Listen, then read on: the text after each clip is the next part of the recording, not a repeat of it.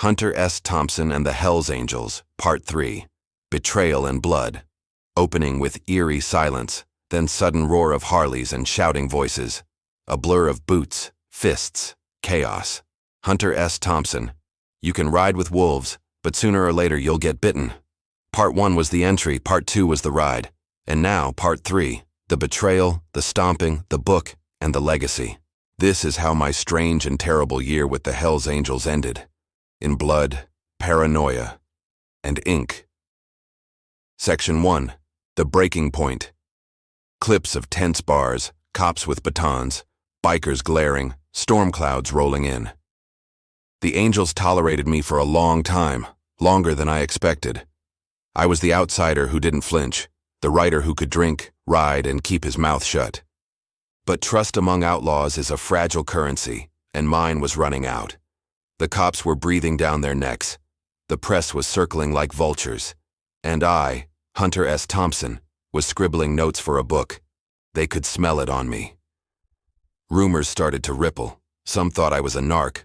Others thought I was making money off their backs. The truth was worse. I was telling the story exactly as it happened, and that was unforgivable. The Angels could handle cops, they could handle enemies, but they could not handle the mirror. Section 2. The stomping.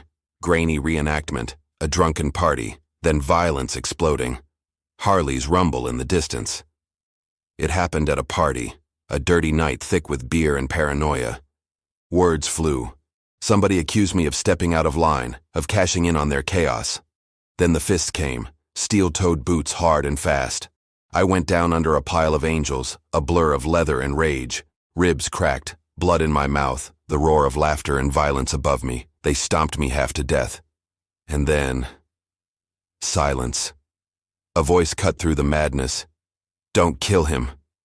He's too small. That was my reprieve, my ticket out. Not mercy, not kindness, just a sick kind of humor. I crawled away that night battered, humiliated, and alive by some cosmic accident. Section 3. Writing through the pain. Clips of typewriters hammering, smoke curling, Hunter with a drink in hand, ribs wrapped in bandages.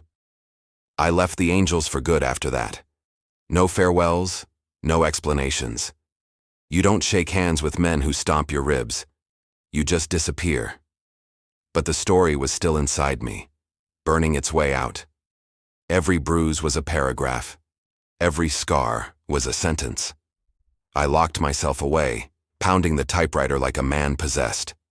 No interviews, no rewrites, no sugarcoating. Just raw, savage truth. In 1966, the book hit, HELLSANGELLS, the Strange and Terrible Saga of the Outlaw Motorcycle Gangs. It was a bomb thrown into the American consciousness. Critics hailed it.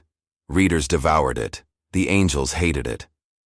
I had given the world a front-row seat to their madness, and the ticket was paid in blood. Section 4. The Angels react. Clips of angry bikers, newspaper clippings, headlines screaming outlaw bikers exposed. The Angels didn't take it well. They felt betrayed, exposed, stripped naked in front of the whole country. Some threatened me. Others laughed it off. But the tension never fully died. I had broken the first rule of outlaw brotherhood. What happens in the circle stays in the circle. And for that, they branded me an enemy. Not with a gun, not with a knife, but with eternal disdain. That's a scar you don't heal from. But the book also immortalized them. For all their anger, the Hells Angels were now more famous than ever.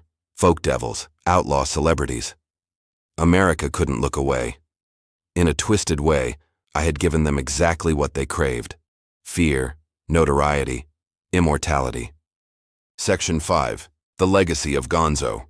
Clips of Thompson later in life smoking, typing, standing in desert landscapes. For me, the Angels were baptism by fire. That book was the beginning of Gonzo journalism. No distance, no objectivity, no polite lies. Total immersion in the story, even if it meant getting my head kicked in. The Angels taught me the cost of truth, the risk of dancing too close to the fire. But they also gave me the blueprint for the rest of my career. Fear and Loathing in Las Vegas, Campaign Trail 72. All of it came from the blood-soaked lessons of riding with outlaws. It was never about motorcycles. It was about America. About freedom twisted into violence, rebellion warped into terror, and a culture trying to bury its nightmares under white picket fences. The Hells Angels weren't symbols. They were symptoms, and I had the bruises to prove it. Section 6. Closing reflection. Fade to black and white images of Harley's idling, smoke rising, Thompson grinning with a cigarette. So that was the end of it. 1 year inside the eye of the hurricane, 1 book, and a lifetime of scars. The Angels beat me bloody, but they also made me. Without them, there is no Gonzo. Without the stomp, there is no story. In the end, I was just a writer who went looking for America and found it snarling and drunk on a Harley Davidson. Hunter S. Thompson and the Hells Angels, The Strange and Terrible Saga, written in blood and gasoline. Subscribe if you want more journeys to the edge, because the road goes on forever, and the edge is always closer than you think.